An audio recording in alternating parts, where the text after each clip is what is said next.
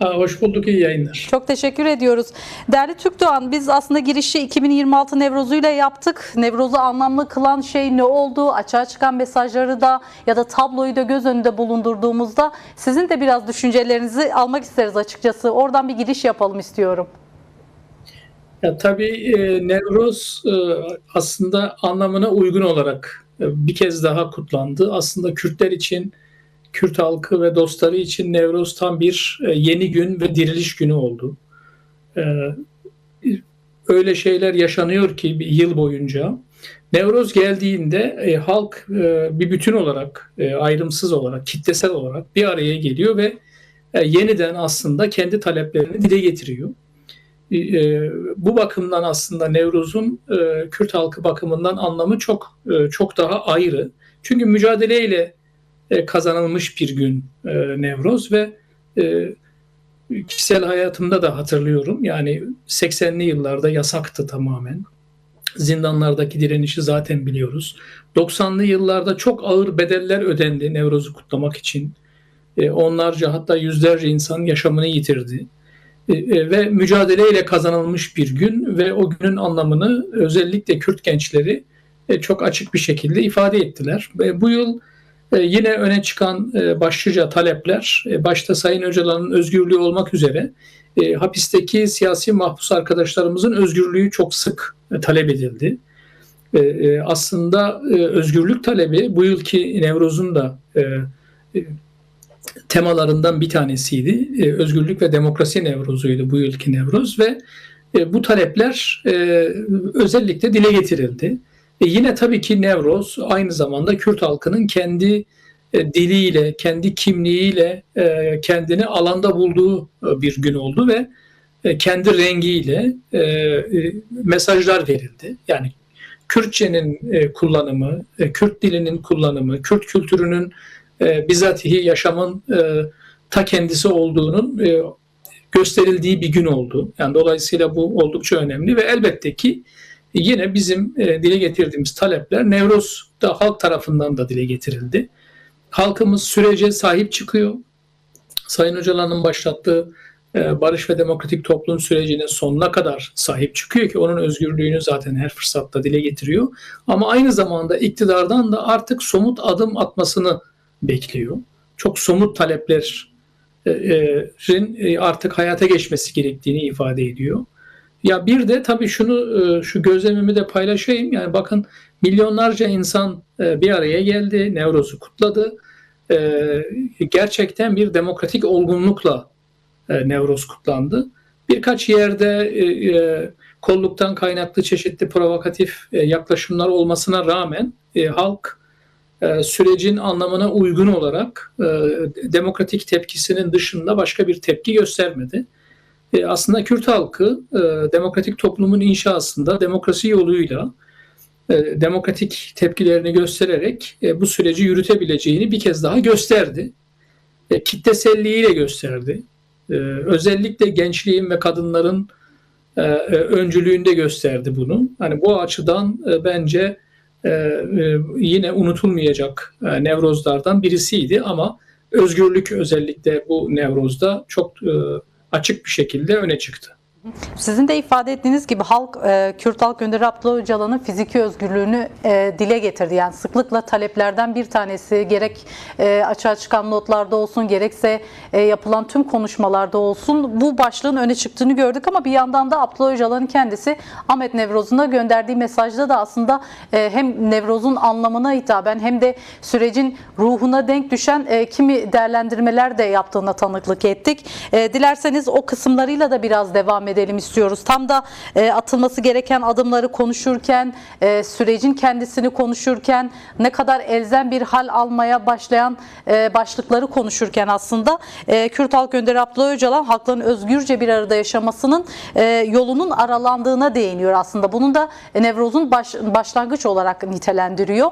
Biraz da aslında bu birlikte özgürce yaşamın önündeki engellerin ortadan kaldırılmasını da biz aslında önceki oturumumuzda da Meral Danış Beştaş, Murat Kalmaz'la birlikte bu başlıkları biraz konuştuk ama sizin de açmanızı istiyorum. Çünkü biz hem hafta sonu bayram olması nedeniyle hem de işte Nevroz'un çeşitli kentlerde kutlanıyor olması nedeniyle de halkın büyük bir coşkusunun olduğunu da gözlemledik. Aynı zamanda tabii DEM Parti olarak bayramlaşma mesainizin de olduğu bir süreçti. Biraz o tabloyu bize değerlendirmenizi isteyeceğim. Ya aslında hep ifade ediyorum ben. Yani Sayın Öcalan'ın paradigması bu dönem, hele Orta Doğu'nun bu kadar sıcak bir savaşın içinde olduğu bu dönem ne kadar gerekli ve elzem bir paradigma. Demokratik ulus paradigmasının hayata geçeceği günlerden geçiyoruz aslında. Türkiye çok rahatlıkla bunu hayata geçirebilir ve gerek meclis komisyon raporundaki öneriler hem silahsızlanma ile ilgili hem demokratikleşme ile ilgili bizim barış yasası ve özgürlük yasaları, entegrasyon yasaları dediğimiz bölümlerle ilgili öneriler, bu demokratik toplumun inşasına hizmet eden öneriler. Ama şunu unutmamak gerekiyor.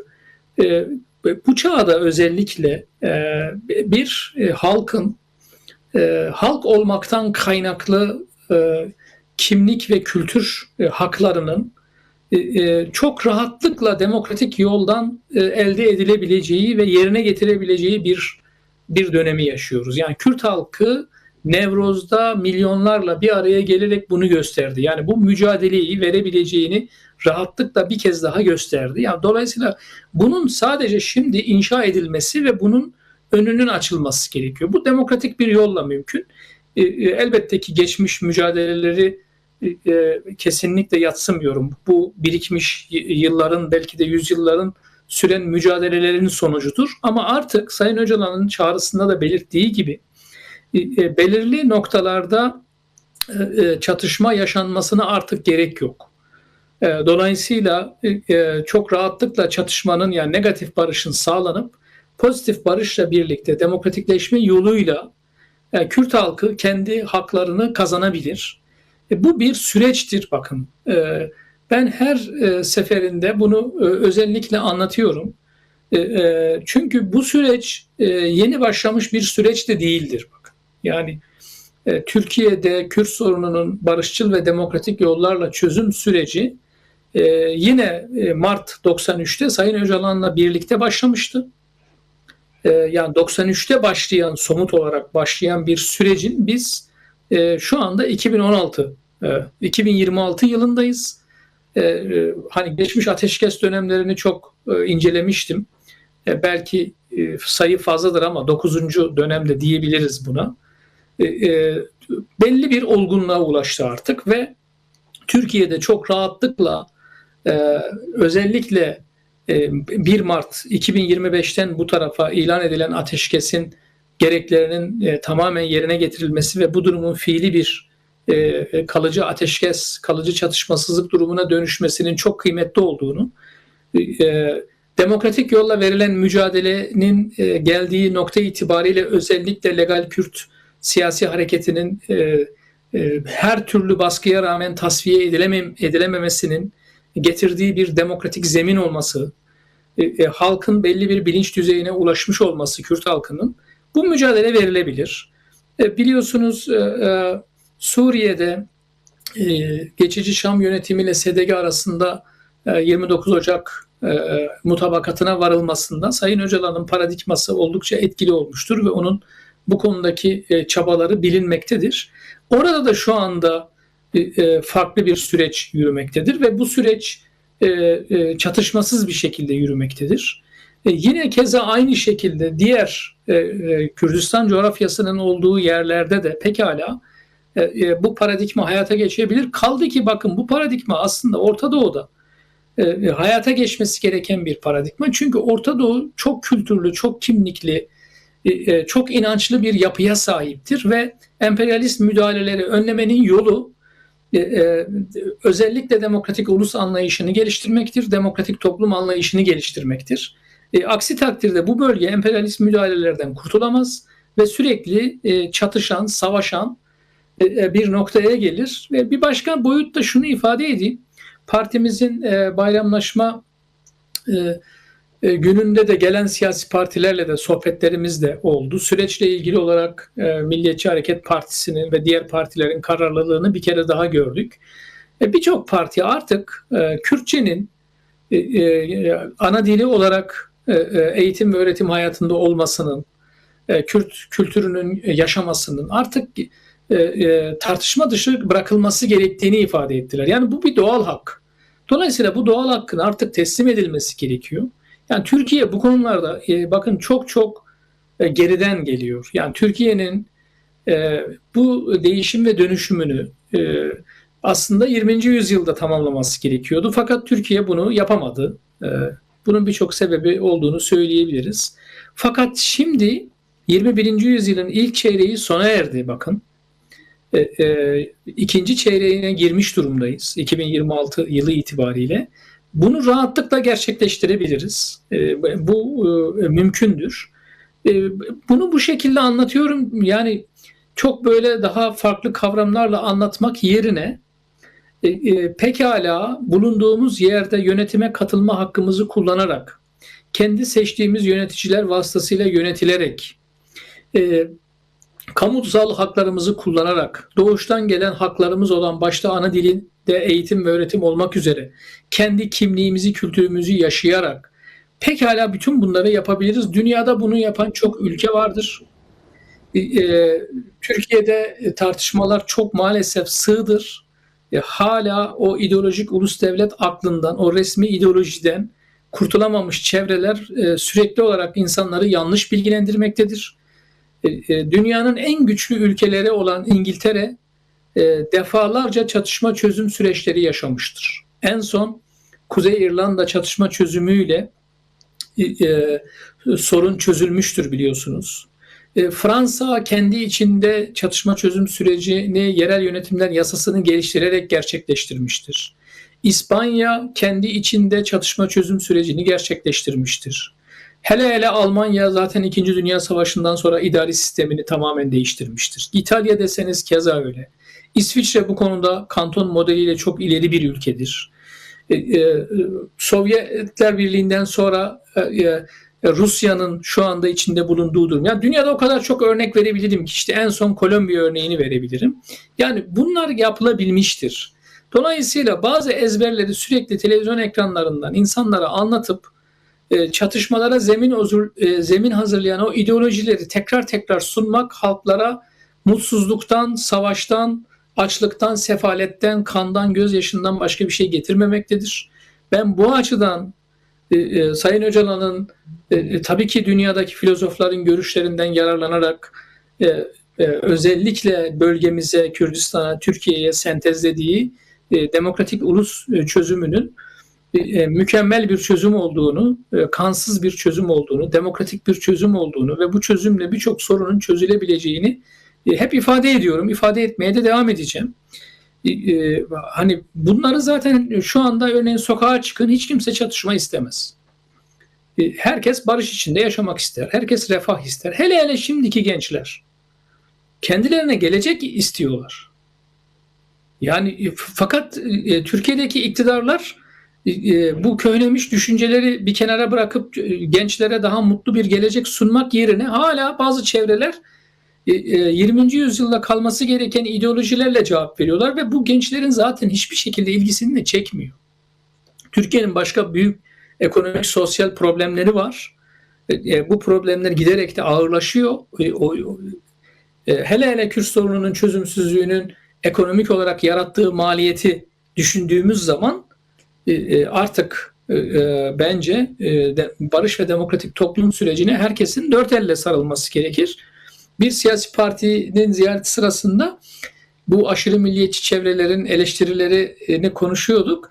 Ya dedim ki yani şu anda bölgeye yapılan emperyalist müdahalede olup bitenler her gün İran'da, Lübnan'da, Suriye'de bombalanan yerler, ölen siviller söz konusu olduğunda 1,5 yıldır Kürdistan coğrafyasında, Türkiye'de bir süreç var. Sayın Öcalan'ın başlattığı bir süreç var ve bu süreçte kimse bazı spesifik olayları saymazsak hiç kimsenin ölmediğini, ve sürekli çözümler geliştirildiğini gördüğümüzde hem Türkiye kendi sürecini ağır aksak da olsa ilerletiyor, hem de Suriye'de biliyorsunuz bir beğenelim beğenmeyelim artık bir süreç içerisine girildi, demokratik bir süreç içerisine girildi. Bunun ne kadar kıymetli olduğunu anlatırsanız işte o aşırı milliyetçi çevreler sizi eleştirecek bir zemin bulamayacaklardır. Keza birçok siyasi partiden insanlar geldiğinde bizim arkadaşlarımız da Kürtçe konuştular örneğin. Yani dolayısıyla artık Kürtçenin, Arapçanın, Çerkez dilinin, farklı dillerin konuşulmasının çok doğal olması gerekiyor. Çok normal olması gerekiyor. Hani bunları ben ana hatlarıyla bunları ifade etmek isterim. Kendiniz de ifade ettiniz. Tam bayram ziyaretlerinde kuşkusuz ki öne çıkan tek şey herhalde barış ve demokratik toplum sürecine dair tartışmalar, yine değerlendirmeler olmuş gibi görünüyor ama bir yanıyla da öne çıkan başlıkları siz biraz açma fırsatı buldunuz başta, ama ben biraz da önümüzdeki günlerde atılacak adımların ipuçlarına dair ne tür imareler, satır başları oldu, biraz onu da sormak istiyorum size. Çünkü bayram sonrası için partiniz başta olmak üzere meclisin önüne koyduğu somut bir çalışma ya da planlama var mı? Onu da soralım istiyoruz. Çünkü hep takvimler belli bir zamana ayarlı gitmeye başladı. Hep bir bayramdan sonraya, işte şimdi Nisan'ı gösteren bir takvim süreci var. Yani bu takvimler aslında nereye ayarlı diye size soralım. Da böyle bir planlama önünüzde duruyor mu diye.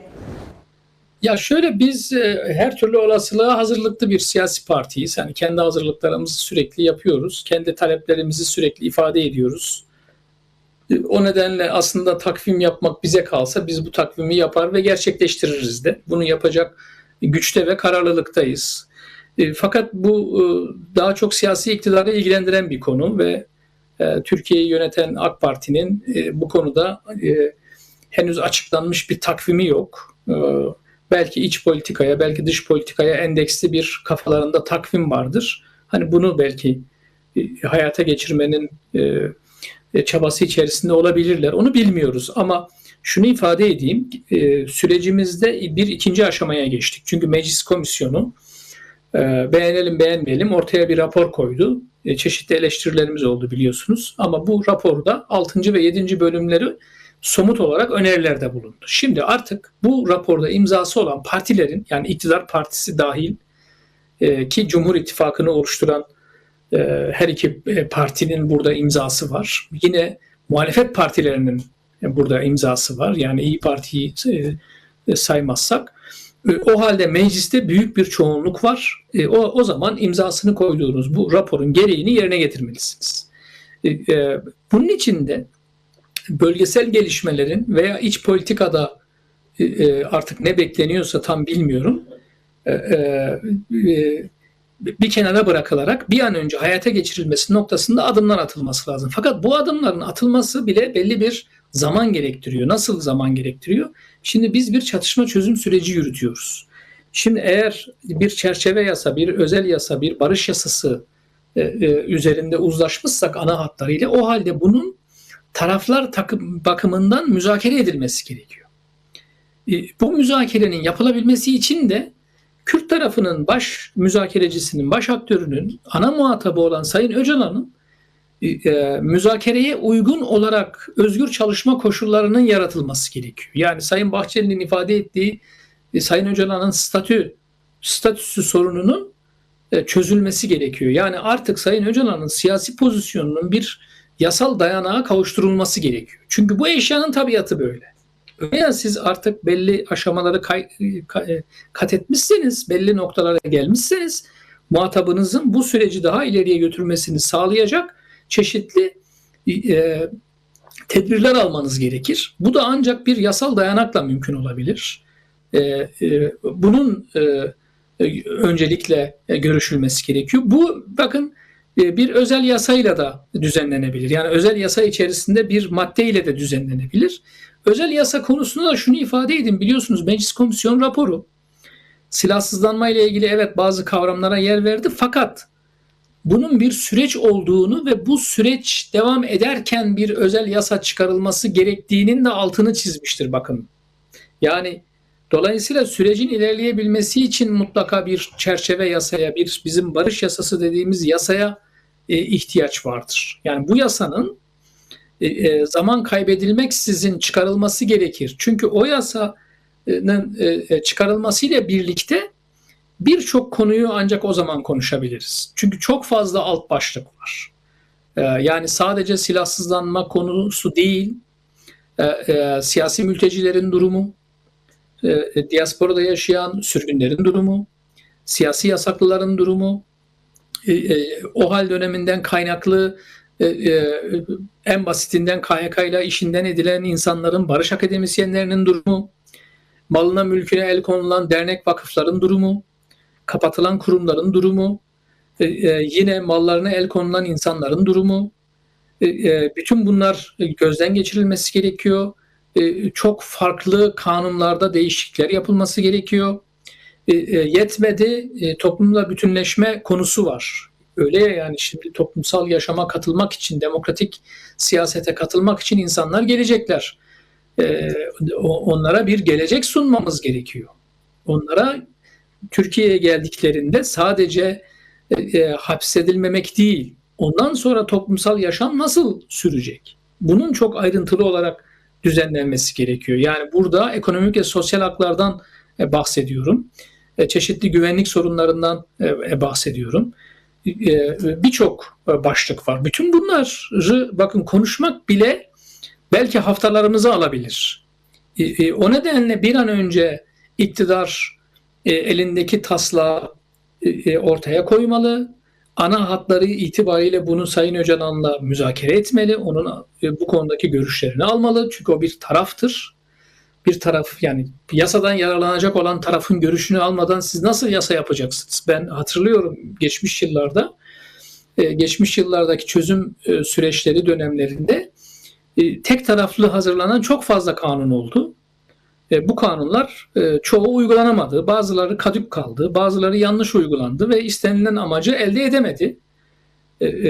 En son 2012'de bir yasa çıkmıştı. O bile yargı içindeki bir özel ekip tarafından yanlış uygulandığı için istenilen amaca hizmet etmedi. Yine hasta mahpuslarla ilgili çıkarılan yasalar keza aynı şekilde istenilen amaca hizmet etmedi. Çünkü bunlar tek taraflı hazırlanmış yasalardı. Hani örnekleri çoğaltabilirim bu konularda. Dolayısıyla aynı hatalara düşmemek için mutlaka ve mutlaka bunların yapılması lazım. Kaldı ki bu taslaklar en basitinden MHP sözcüleri ifade ediyor. Meclis komisyonu, yazım komisyonunda bulunan partilerin temsilcileri tarafından da bir ön müzakerelerinin yapılması gerekiyor.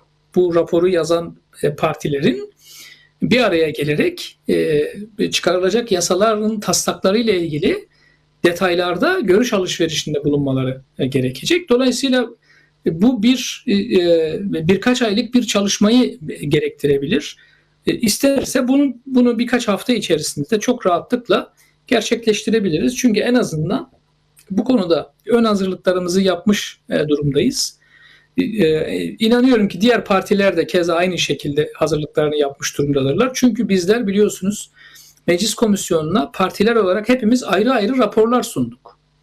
Bu sunduğumuz raporlarda zaten ifade ettiğimiz hususları ana hatlarını ifade ettik. Yani DEM Parti'nin meclis komisyonuna sunduğu raporun bölümlerinde yer alan hususlar ana hatlarıyla ifade edilmiştir ama işte örnek veriyorum, bir çerçeve yasayla ilgili hazırlığı vardır. Bir Türk Ceza Kanunu'nun değişikliğiyle ilgili, CMK'nın değişikliği, TMK, infaz kanununun değişikliği, çeşitli özel yasaların değişikliği gibi hele yerel yönetimlerle ilgili konularda tabii ki çok kapsamlı hazırlıklarımız vardır. Diğer partilerin de ben olduğunu biliyorum. İşte bunların ancak bir karşılıklı diyalog kurularak, bir müzakere edilerek önden görüşülmesi ve bu müzakere süreçleri tamamlandıktan sonra bir kanun teklifi olarak Adalet Komisyonu'na getirilmesi anlamlı olacaktır. Yani burada zaman takvimi biraz iktidara bağlıdır. İktidar burada bize göre elini çabuk tutmalıdır. Fakat iktidar bu zamanlamayı meclis komisyon raporunun yazımında da kendisi belirledi. Biliyorsunuz bir Suriye'de yaşanan olaylarla ilgili olarak bir bariyer çıkarıldı karşımıza. Fakat o bariyer Sayın Öcalan'ın katkıları Kürt tarafının iradesiyle aşıldı. Şimdi de diyoruz ki yeni bariyerler çıkarılmayın. Çünkü eğer bir hani İran'da yaşanan olaylarla ilgili olarak çeşitli düşünceler varsa bu çok daha kapsamlı, çok daha etraflıca ele alınması gereken bir konu. Yani biz Türkiye'deki çatışma çözümünü gerçekleştirelim ki Türkiye'de gerçek anlamda bir iç barışı sağlayalım ve demokratikleşmenin önünü açalım ki bu bütün Orta Doğu'ya örnek olabilsin. Yani biz Orta Doğu'ya örnek olalım derken Orta Doğu'daki gelişmeleri beklemeye başlarsak o zaman biz de fırsatı kaçırabiliriz. Elimizde olmayan dışsal sebepler bizi de etkileyebilir. İşte bu dışsal sebeplerden etkilenmemek için mutlaka ve mutlaka kararlılığımızı bir an önce yasa tekliflerini hazırlayarak, bunu müzakere ederek, konuşarak, meclise getirerek göstermeliyiz. Bu konuda DEM Parti kararlıdır, muhalefet partileri kararlıdır. İktidar adına Sayın Cumhurbaşkanı'nın yaptığı açıklamalardan anladığımız kadarıyla onlar da kararlıdır. O halde neyi bekliyoruz? Yani artık bence beklemeden harekete geçmek gerekiyor. Hani bunları söyleyebilirim. Değerli Türk Doğan, o halde şunu da soralım. Tam Halklar 21 Mart Nevrozunu kutlarken Asrın Hukuk Bürosu da Kürt Halk Önderi Abdullah Öcalan ve yanındaki tutsakların ailesiyle bir görüşme gerçekleştirdiğini duyurmuştu.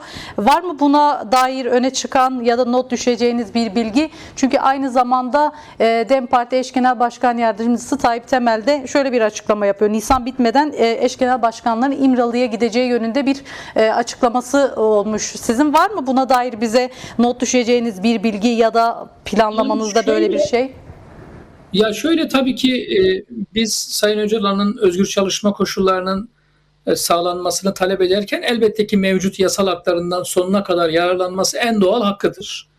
Yani düzenli olarak avukatlarıyla, ailesiyle görüşmesi, heyetimizle görüşmesi, ki kaldı ki bu süreçte meclis zemininde DEM Parti bir muhataplardan birisidir. DEM Parti'nin eş genel başkanlarıyla elbette ki görüşmesinin çok faydalı olacağı kanaatindeyim. Ayrıca sadece DEM Parti değil, bakın süreç ilerledikçe Türkiye'deki bütün siyasi partiler bana göre yeniden yapılanacaklardır. Çünkü bugüne kadar Türkiye'deki siyaset kurumu kimisi resmi ideolojiden etkilenen, kimisi mevcut ulus devlet anlayışından etkilenen, kimisi antidemokratik çeşitli tutumlardan etkilenen siyasal yapıların etkisiyle, kimisi mücadeleci, bu sorunları gidermeye dönük yöntemlerle örgütlenmişlerdi. Şimdi biz süreci ilerlettikçe, yeni aşamalara geçtikçe, yani demokratik toplumun inşasında özgürlük alanını genişletecek, demokratik siyaset alanını genişletecek yeni hamleler yapmak durumundayız. Bu sadece DEM Parti bakımından geçerli değildir bakın. Diğer tüm siyasi partiler bakımından da geçerlidir. Böyle baktığımızda elbette ki DEM Parti'nin eş genel başkanlarının Sayın Öcalan'la görüşmesi çok faydalı olacaktır. Hatta bize göre Türkiye'deki herhangi bir siyasi partiden hangileri Sayın Öcalan'la görüşmek isterse mutlaka görüşmelerinin sağlanması gerekecektir. Bunun gerçekleşecek olmasının bir gereklilik olduğu kanaatindeyim.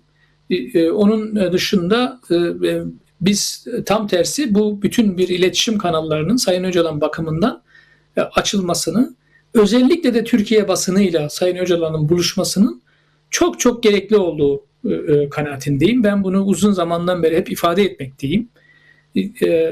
Dolayısıyla umuyoruz ki bu ziyaretler en kısa zamanda gerçekleşir.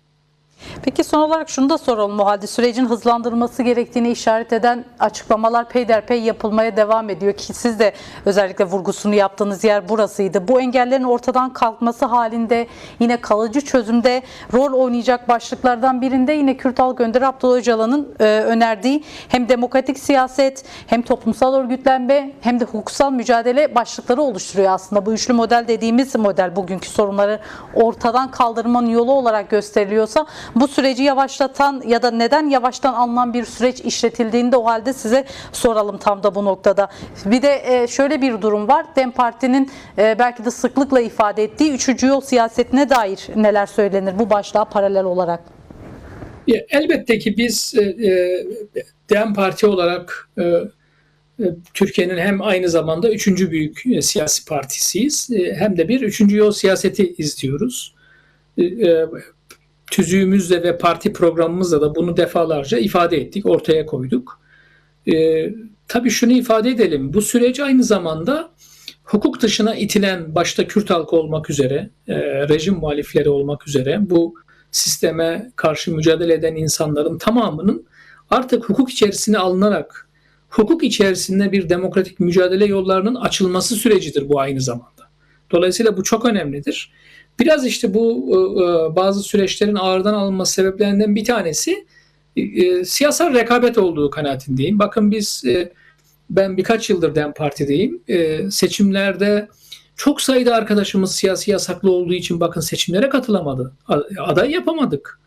Yine özellikle yerel seçimlerde inanır mısınız yani yüzlerce binlerce arkadaşımızın siyasi yasakları olduğu için süreleri dolmadığı için siyaset yapamadılar. Yani seçilme haklarını kullanamadılar. Halbuki bütün bu sorunların aynı zamanda yapılacak yasal değişikliklerle çözülmesi gerekiyor ve düşünebiliyor musunuz? Bir halk şiddeti tamamen dışlıyor, devre dışı bırakıyor. Her türlü sorunu demokratik yolla çözme isteğini, kararlılığını ortaya koyuyor ama işte burada da siyasi rekabet anladığım kadarıyla bu süreci ağırdan alan hususlardan birisi olarak karşımıza çıkıyor. Çünkü biz kararlıyız bu konuda daha fazla örgütlenmek, bu konuda daha fazla mücadele ederek bu 3. yol siyasetini büyütme noktasında kararlıyız ki biliyorsunuz Sayın Öcalan da aslında bu noktada mücadele edilirse böyle bir partinin bizim partimizi tabii kastederek %20'ye rahatlıkla ulaşabileceğini ifade etmişti ki aslında Nevroz meydanlarında milyonların talebine, birlikteliğine baktığımız zaman, kararlılığına baktığımız zaman bu rahatlıkla yapılabilecek, ulaşılabilecek bir orandır. Bu aynı zamanda diğer siyasal partileri de etkileyecektir bakın. Yani aslında bir demokrasi dalgası gelecektir. Bu demokrasi dalgasının önünde kim durmaya kalkarsa sadece biraz geciktirebilir. Onu durduracak gücü olduğu kanaatinde değilim.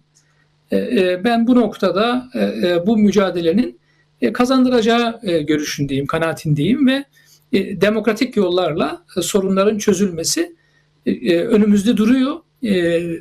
Her gün televizyon ekranlarından savaşı izleyen bir toplumun kendi ülkesinde demokratik yollarla mücadeleyle pekala siyaseti değiştirebileceğini görmesinin ben ciddi bir motivasyon sağlayacağı kanaatindeyim. Çok teşekkür ediyoruz değerli Türk Doğan programa katkılarınızdan dolayı.